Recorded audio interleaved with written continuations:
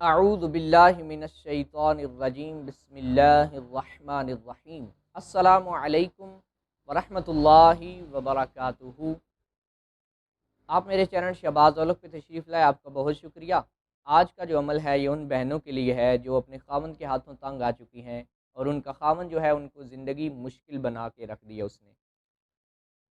अगर ख़ावंद ऐसा है, हस्बैंड ऐसा है कि जो बात बात पर गुस्सा करता है, हर वक़्त डाँटता रहता है, हर वक़्त वो झिड़कता रहता है, घर में उसने टेंशन का माहौल कायम कर दिया है। हर बात पे वो शक करता है, बीवी पर शक करता रहता है। मारपीट पर मारपीट भी कभी-कभी करता है और उसके बाद बेजा सख्ती करना उसकी आदत बन चुकी है। तो ऐसी सूरत हाल में ज़ाहिर है कि एक बहन जो है, जो वाइफ़ है, वो बड़ी मुश्किल से ज़िंदगी गुज़ार रही होती है। वो अपनी जो शब रोज़ है उसकी ज़िंदगी के, वो बड़ी सख्ती के साथ, बड़ी मुश्किल से वो उन दिनों को गुज़ार रही होती है और वो इसका हल तलाश कर रही होती है कि किसी तरह मेरा ख़ावंद जो है ये सख्ती करना छोड़ दे, हमारे घर का माहौल अमन व सुकून वाला हो जाए। तो आज का ये अमल उन बहनों के लिए है जिनके साथ यही प्रॉब्लम है।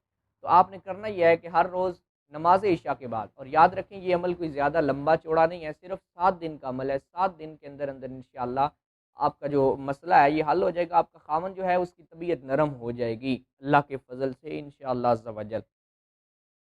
तो आपने करना ये है कि नमाज़ इशा पढ़नी है। नमाज़ इशा के बाद आपने 3 बार कोई भी दुरूद पाक पढ़ना है। उसके बाद 1100 मरतबा या सबूरु ये पढ़ना है। उसके बाद जब 1100 मरतबा कंप्लीट हो जाए तो फिर आपने 3 बार दुरूद पाक, कोई सा भी जो दुरूद पाक आपको याद है वो पढ़ लें। ये एक दिन का अमल मुकम्मल हो गया। उसके बाद आपने अपने ख़ावंद के लिए दुआ मांगनी है अल्लाह ताला से कि अल्लाह ताला उसकी तबीयत में नरमी पैदा फ़रमाए। ये अमल 7 दिन कीजिएगा, इंशाअल्लाह 7 दिनों के अंदर अंदर अल्लाह ताला फज़ल फ़रमाएगा। आपके घर का जो माहौल है वो तब्दील होना शुरू हो जाएगा। इस वीडियो को लाइक करें, लोगों तक शेयर करें, ताकि ज़्यादा से ज़्यादा लोगों तक ये वीडियो पहुँचे और ज़्यादा लोगों को फ़ायदा हो। आपके लिए सदका जारिया बन जाएगी। और मेरे इस चैनल को अभी सब्सक्राइब करें। नेक्स्ट वीडियो में फिर मिलेंगे, तब तक के लिए अल्लाह हाफ़िज़।